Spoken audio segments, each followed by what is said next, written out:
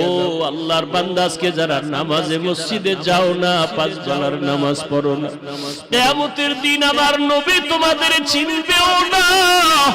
আর যদি তুমি বলো নবী আমি আপনার উম্মত, নবী বলবে তোমার চেহারায় কোনো নূরের আলো নাই, তুমি তো নামাজ পড়ো নাই, ওযু করো নাই, ভেগে যাও। আমার নবী যদি তোমাকে ভাগিয়া যাওয়ার কথা বলে, উপায় নাই, জাহান্নামে যাওয়া ছাড়া উপায় হবে না।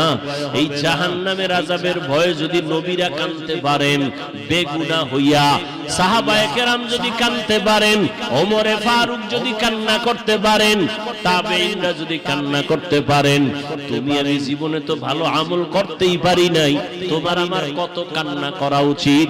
ও আল্লাহর বান্দা, এখনো সময় আছে, তওবা করে নাও। জীবনে তো নামাজ কম ছাড়ো নাই, বেপরদায় কম চলো নাই, মা বাবার সাথে বেয়াদবি কম করো নাই, আলেম ওলামাদের বিরোধিতা কম করো নাই।